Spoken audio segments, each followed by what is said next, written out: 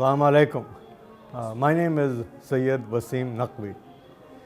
I live in the United States, in the Washington, D.C. area, in Northern Virginia.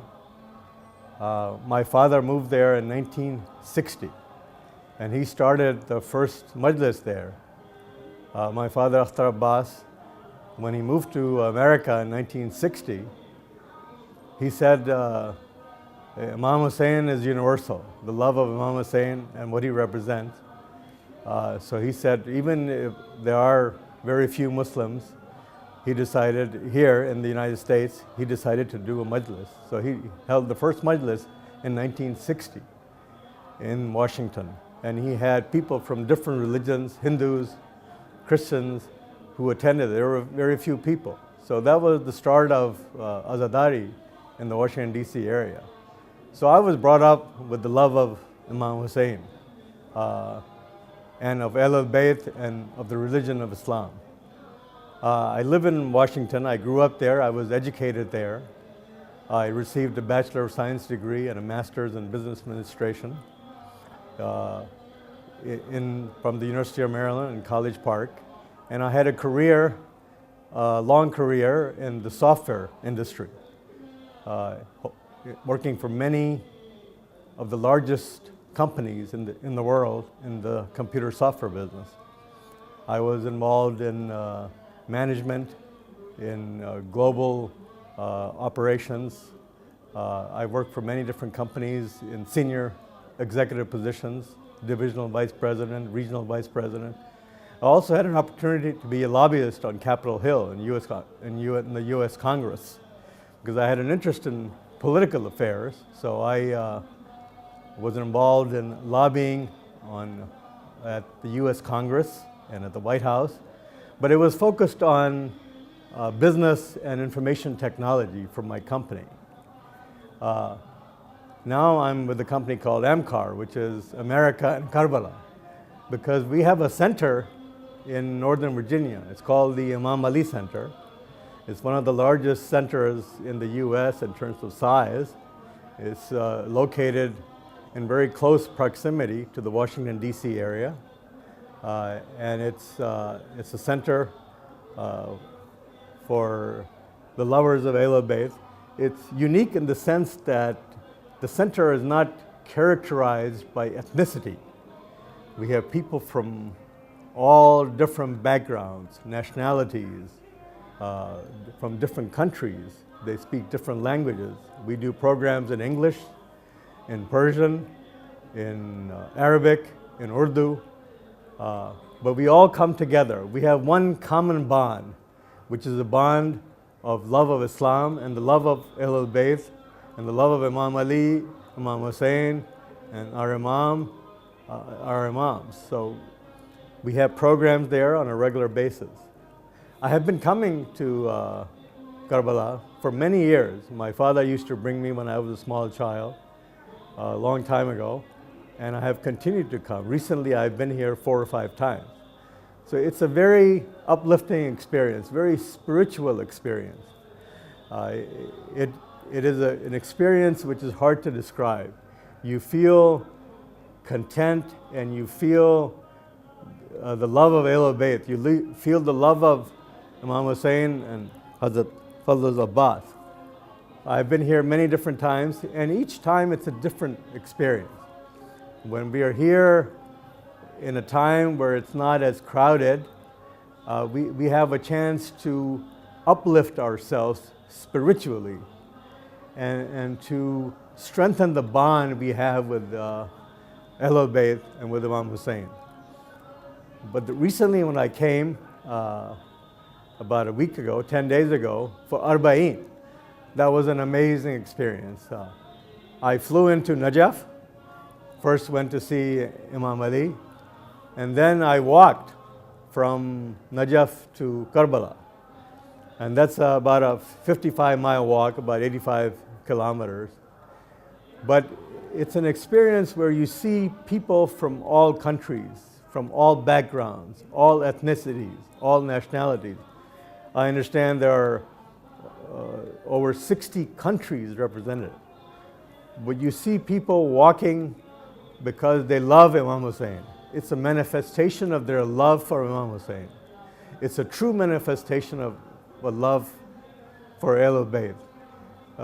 You see people, old people, you see young people, you see young girls, small children, women, younger women, older women, people in wheelchairs, in all sizes, shapes, and they're just walking from Najaf to Karbala. And also people walk from Basra, from Hilla, from Baghdad, from Nasiriyah, from all over Iraq.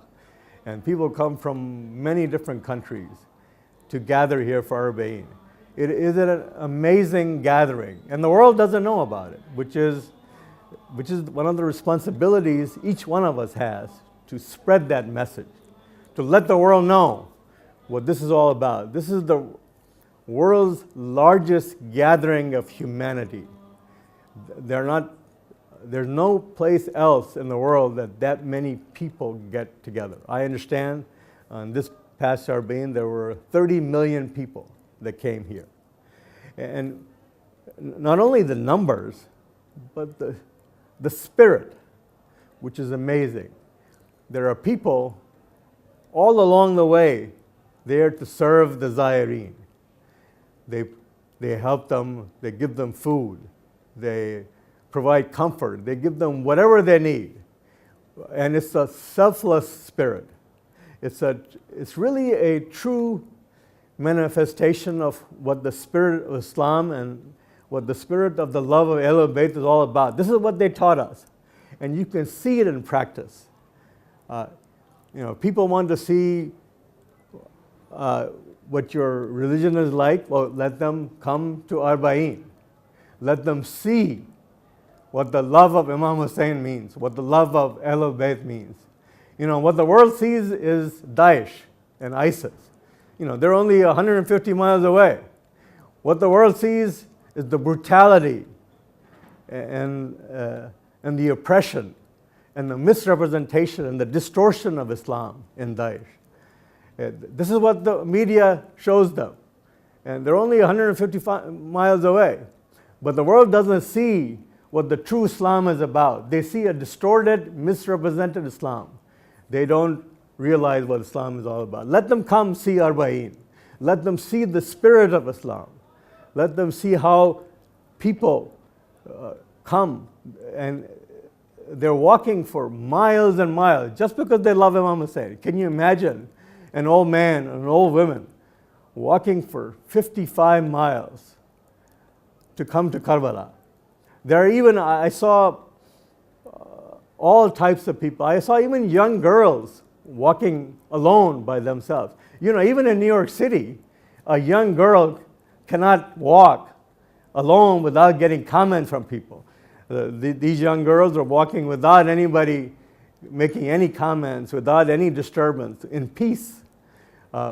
People were just walking towards Karbala. And what's amazing is that there were people helping them with food, all types of food, with tea, with coffee, with trying to massage their feet, to trying to recharge their cell phones, whatever they needed. They were standing in the streets saying, Zawar, please allow us to help you. And this is the spirit. This is the spirit of the love of Ahlul Bayt. And we have mokabs, which is a structure to help people. People have these facilities all along the way. You can sleep overnight, you can rest anytime you want, and there's no charge for it. Nobody asks for anything. If you don't let them help you, they feel sad. And there are mokabs all along the way from Najaf to Karbala. And even in Karbala, all over Karbala, we had the honor and the privilege from Imam Ali Center and Dar Jafriya in Burtonsville, Maryland, to do a mokab in Karbala. The Ataba Hussainiya gave us a facility. And I had the opportunity to work in it for a week. It was an amazing experience. It's so gratifying to help the Zayareen. It's gratifying for us, for the people who help them. it's a true privilege and an honor to be able to help the Zairin, to be able to do something for them. We provided them food, we provided them water, we provided them donuts and other things as they walked along.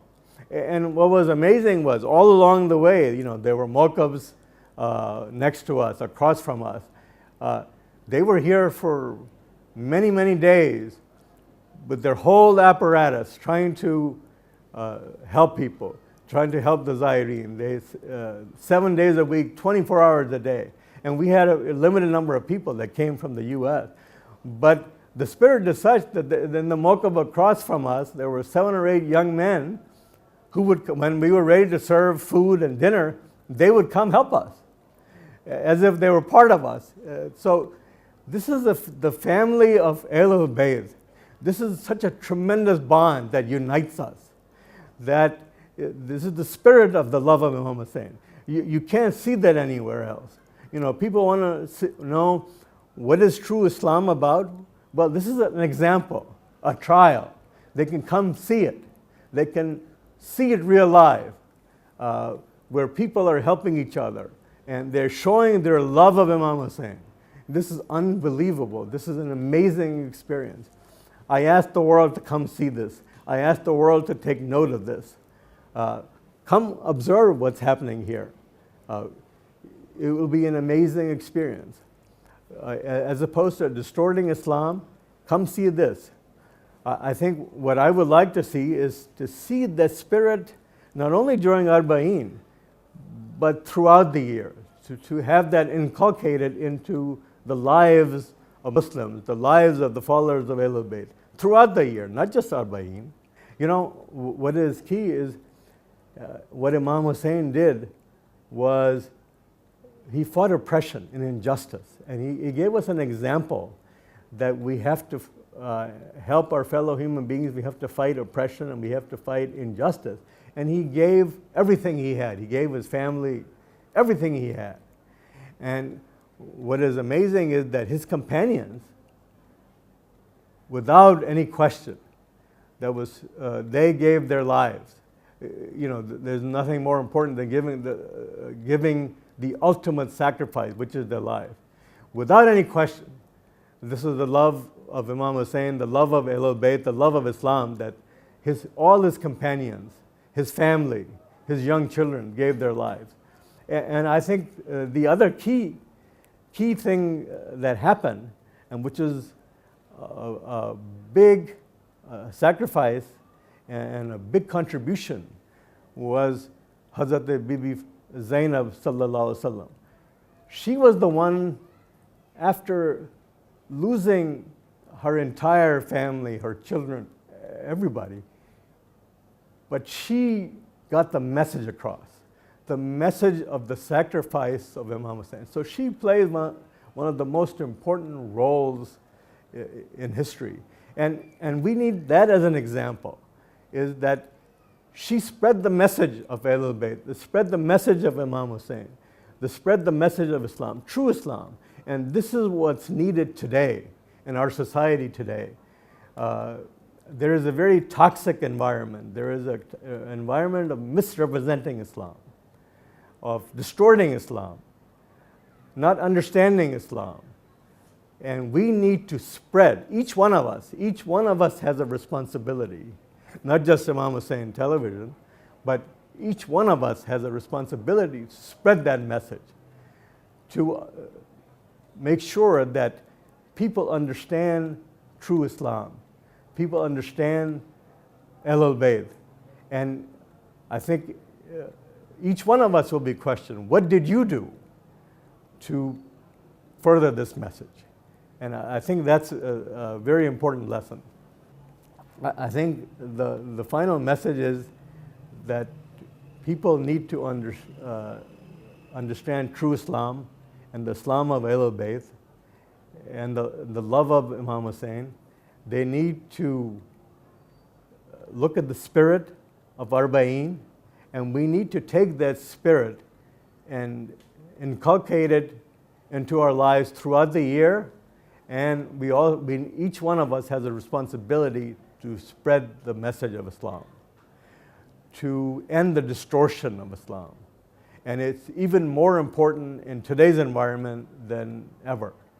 And each one of us has a responsibility to do that.